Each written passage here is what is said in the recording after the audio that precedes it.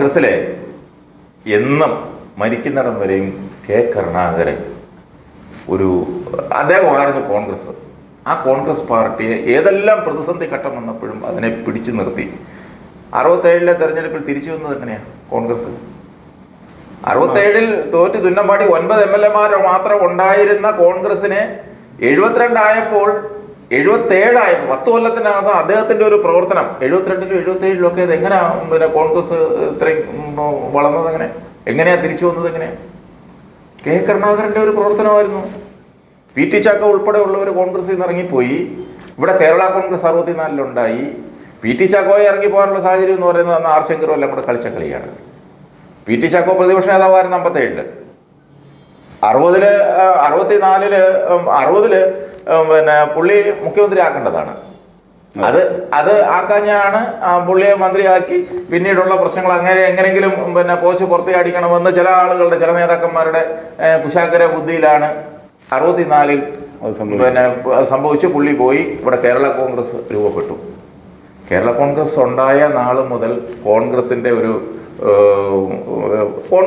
കേരള കോൺഗ്രസിനെ എങ്ങനെ നശിപ്പിക്കണം എന്ന് അവര് ഗവേഷണം നടത്തിക്കൊണ്ടിരിക്കുക. പക്ഷെ അതിനകത്തൊക്കെ പല ഘട്ടങ്ങളിലും കേരള കോൺഗ്രസ് പിളരാനും ഒന്നിക്കാനും ഒക്കെ കരുണാകരൻ കരുണാകരൻ വളരെ കൃത്യമായി രാഷ്ട്രീയത്തെ നിരീക്ഷിക്കുകയും അത് യോജിപ്പിക്കേണ്ടടുത്ത് യോജിപ്പിക്കുകയും ചവിട്ടി പുറത്താക്കേണ്ടവരെ ചവിട്ടി പുറത്താക്കുകയും ഒക്കെ ആ രാഷ്ട്രീയത്തെ മുന്നോട്ട് കൊണ്ടുപോയിരുന്ന ഒരാളാണ്. കോൺഗ്രസ് എന്ന് പറഞ്ഞാൽ കരുണാകരന്റെ കാലഘട്ടം എന്ന് പറയുന്ന ഒരു സുവർണ്ണ കാലഘട്ടം തന്നെയായിരുന്നു കോൺഗ്രസിന്.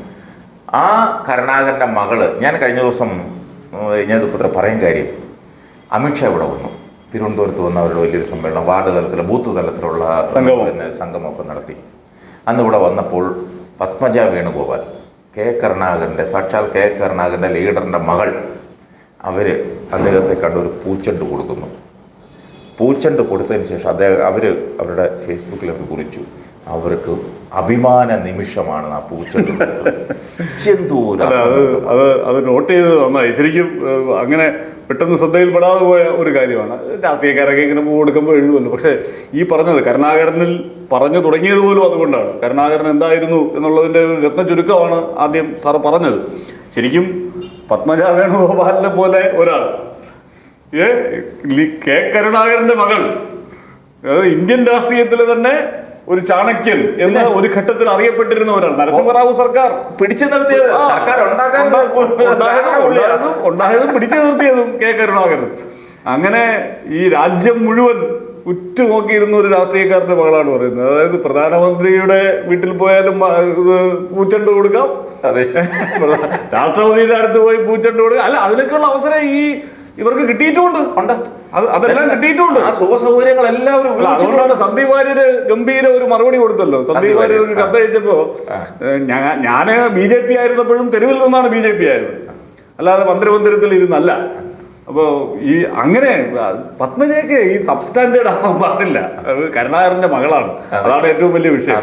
കെ കരുണാകരൻ എന്ന വ്യക്തിയുടെ മകളാണ്. അവര് ഒരു കുറച്ചുകൂടിയൊക്കെ അതിന്റെ ഒരു പക്വത കാണിക്കണം. ഈ പറഞ്ഞ പോലെ മറക്കാൻ പറ്റുമോ? ആരെ മറന്നു? അമിത്ഷായ്ക്ക് പൂച്ചെണ്ട് കൊടുത്തത് അഭിമാനം എന്ന് കരുണാകരന്റെ മകൾ ഒരിക്കലും പറയാൻ പാടില്ല. കരുണാകരന്റെ മകൾ BJP ആയത് തന്നെ നമുക്ക് അംഗീകരിക്കാം. ഇനി എന്ത് പ്രതിസന്ധി എന്ന് പറഞ്ഞാലും ആ പാർട്ടി പിരിച്ചുവിട്ടാലും ശരി, അവര് പോകാൻ പാടില്ല. അല്ലെങ്കിൽ ആ ഐഡിയോളജിയോട് ചേർന്ന് നിൽക്കുന്നവരെടുത്താവണം. ഇപ്പോ സ്വന്തമായ ഒരു പാർട്ടി ഉണ്ടാക്കിയാലോ, ഉണ്ടാക്കിയില്ലേ? അതെ, അല്ല ഞാൻ പറഞ്ഞു, കരുണാകരൻ പാർട്ടി ഉണ്ടാക്കി പോയപ്പോൾ ഇവര് പോയില്ല. അവിടെയാണ് ചിന്തിക്കേണ്ടത്. അപ്പൊ ഇത് വ്യക്തിപരമായി ഏതൊക്കെ 1-2 നേതാക്കന്മാരുടെ ഭാഗത്തു നിന്നുണ്ടായ ഈ അനിഷ്ടങ്ങൾ കൊണ്ട് കരുണാകരന്റെ മകൾ കരുണാകരനെക്കാളും എതിർത്തിരുന്ന, അല്ലെങ്കിൽ ദേശീയ തലത്തിൽ കോൺഗ്രസ് ശത്രുക്കളായി കാണുന്ന BJP പാളയത്തിൽ ചെല്ലുക, അവരുടെ തന്നെ ഏറ്റവും വലിയ ഈ കോൺഗ്രസിനെ തകർക്കാൻ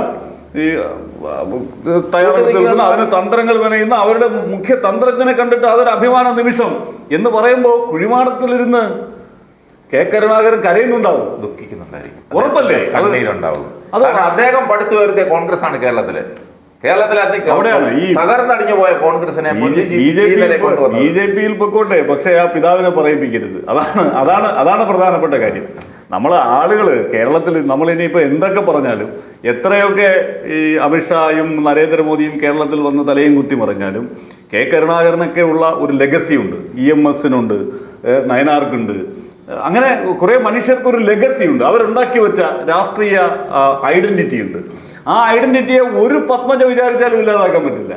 അതുകൊണ്ടാണ് സാറിന് അത് പെട്ടെന്ന് സ്ട്രൈക്ക് ചെയ്യുന്നത്. ഞാനത് ആ കുറിപ്പ് കണ്ടപ്പോൾ എനിക്ക് പെട്ടെന്ന് എത്രയോ മനുഷ്യർ അവരുടെ ഉള്ളിൽ അത്തരം ഒരു ചിന്ത ഉണ്ടായി കാണും. രാഷ്ട്രീയം അങ്ങനെ അസ്ഥിയിൽ പിടിക്കാത്ത മനുഷ്യർക്ക് പോലും വേദനിച്ചിട്ടുണ്ടാവും. അപ്പൊ പിന്നെ ഈ പറയുന്ന പോലെ രാഷ്ട്രീയം അറിയാവുന്നുള്ള മനുഷ്യർക്ക്, കരുണാകരൻ എന്തായിരുന്നു എന്ന് തിരിച്ചറിയുന്ന മനുഷ്യർക്ക്, കരുണാകരന്റെ ഫൈറ്റ് എന്തിനു വേണ്ടിയായിരുന്നു എന്ന് തിരിച്ചറിയുന്ന മനുഷ്യർക്ക്, അതുകൊണ്ട് പത്മജയൊന്നും ഈ പറയുന്ന പോലെ വെറും തറയാവരുത്.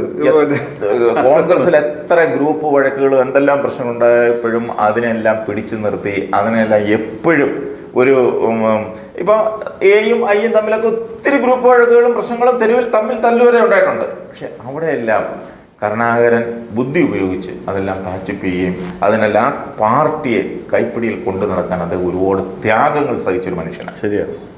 അതും പ്രത്യേകിച്ച് കേരളത്തിൽ. ഇത് ഇപ്പൊ നോർത്ത് ഇന്ത്യയിലുള്ള ഒരാൾക്കാണെങ്കിൽ അത് പറയാം, പക്ഷേ കേരളത്തിൽ ആ മനുഷ്യനെ, ആ ലീഡറിനെ ഇപ്പോഴും നെഞ്ചിൽ കൊണ്ട് നടക്കുന്ന ആളുകൾ എത്രയോ പേരുണ്ട്. പക്ഷേ അദ്ദേഹത്തോട് നന്ദി കാണിച്ച ആളുകളാണ് ഇവിടെ കൂടുതലുള്ളത്. നേതൃനിരയിലുള്ളതല്ല നന്ദി കാണിച്ചവരാ. പക്ഷേ ആ നന്ദി കാണിച്ചവരുടെ കൂട്ടത്തിൽ സ്വന്തം മകൾ ചെയ്യാൻ പാടില്ല. അതെ, നമ്മളെ നാടൻ ഭാഷ പറഞ്ഞ് തന്തയെ പറയിപ്പിക്കരുത്. അതെ അതെ അതെ. ഇവര് BJP പോയപ്പോൾ യൂത്ത് കോൺഗ്രസിന്റെ പ്രസിഡന്റായിരിക്കുന്ന രാഹുൽ മാങ്കൂട്ടം വരെ എന്തെല്ലാം ആക്ഷേപം. അതെ, ശരിക്കും ശരിക്കും അതാണ് പറഞ്ഞത്, തന്തയെ പറയിപ്പിക്കരുത്, ആ ലെഗസിയെ ഇല്ലാതാക്കരുത്. അതിനാണ് പത്മജ ശ്രദ്ധിക്കേണ്ടത്. BJP-യിൽ പോയി വല്ല ഗവർണറോ വല്ല ITDC ഒക്കെ കിട്ടി അതൊക്കെ മേടിച്ച് സുഖമായി ജീവിച്ചു കൊള്ളുക. ആ മനുഷ്യന്റെ ഐഡന്റിറ്റിയെ കേരളീയർ മറക്കാത്ത ആ ഒരു വലിയ രാഷ്ട്രീയ പ്രതിഭാസത്തെ അപമാനിക്കാൻ ശ്രമിക്കരുത്. ഒരു കാര്യം കൂടി ചിന്തിക്കണം. ഇവിടെ കരുണാകരൻ പാർട്ടിയുടെ ലീഡറായിരുന്നു.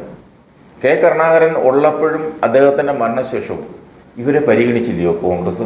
ശരിക്കും ഉറപ്പായും പരിഗണിച്ചു. ഇവരെ എല്ലാ തെരഞ്ഞെടുപ്പിലും അവരെ മത്സരിപ്പിച്ചു. ജയിച്ചാലും തോറ്റാലും അവർ ജയിക്കാനുള്ള യോഗ്യത ഇല്ലാതായതുകൊണ്ട് ജനങ്ങൾ പ്രബുദ്ധരായതുകൊണ്ട് അവർക്ക് രാഷ്ട്രീയം അറിയാവുന്നതുകൊണ്ട് അവർ ജയിപ്പിച്ചില്ല.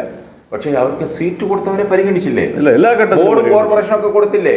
അവര് KTDC പോലുള്ള എക്സിക്യൂട്ടീവ് പോസ്റ്റിൽ അവരെ ഇരുത്തിയില്ലേ? എന്താണ് കോൺഗ്രസ് അവരോട് ചെയ്ത നന്ദികേട്? എന്താണ്? അല്ല, അത് ചിന്തിക്കണമെന്നേ. അത് ഈ പറഞ്ഞ പോലെ ഈ നെറുകേട് കാട്ടരുത് എന്ന് പറയുന്നത്. വേറെ പല നേതാക്കന്മാരുടെ മക്കളുമാരുടെ തെരുവിൽ നടപ്പുണ്ട്. അവരെ ആരെയും പരിഗണിച്ചില്ല. അത് തന്നെയാണ് കരുണാകരൻ എന്ന ലെഗസി കൊണ്ടുണ്ടായ നേട്ടങ്ങളാണെന്നുള്ളത് മറന്നു പോകാതിരുന്നാൽ മതി പത്മജ.